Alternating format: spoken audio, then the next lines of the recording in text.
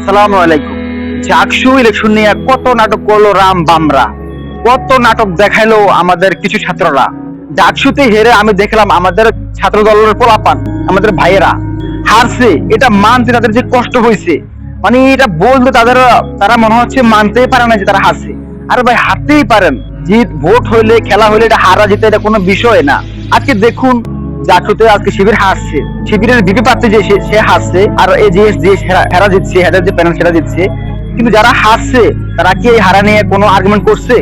তারা কি বলছে যে আমরা ভোট মানি না, আমরা ভোট বর্জন করছি, আমরা এই ইলেকশন মানি না, আমরা আবার চাই?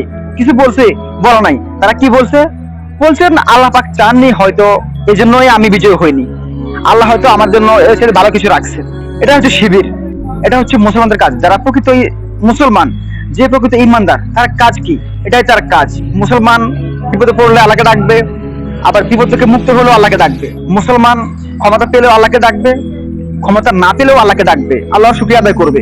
কারণ আল্লাহ তাআলা কাউকে ক্ষমতা দিয়ে টেস্ট করেন, আর কাউকে না দিয়ে টেস্ট করেন।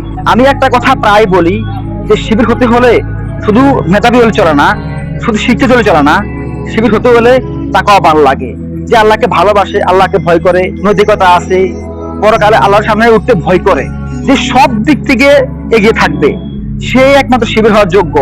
এবং শিবির এমন মানুষ তৈরি করে, এমন ছাত্র শিবির তৈরি করে। সুতরাং যারা শিবিরের পিছনে লাগছেন তারা জানেন না এই শিবিরের শক্তির উৎস কি।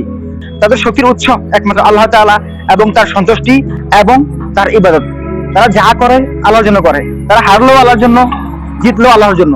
কিন্তু আমরা দেখি আমাদের অন্যান্য ভাইয়েরা জিতলে তারা অনেক খুশি হয়, কিন্তু হারলে তারা হারটা মানতে চান না। এটা নিতান্তই যারা মূর্খ তাদের কাজ। জিতলে যেমন মানতে হবে, হারলেও মানতে হবে। এটাই হচ্ছে প্রকৃত মানুষের কাজ। কারণ মানুষের জীবনে জিতে হারা, কখনো ডাউন, কখনো আপ, লাইফে এগুলো থাকবেই। কিন্তু সব সময় আল্লাহর শুকরিয়া আদায় করতে হবে।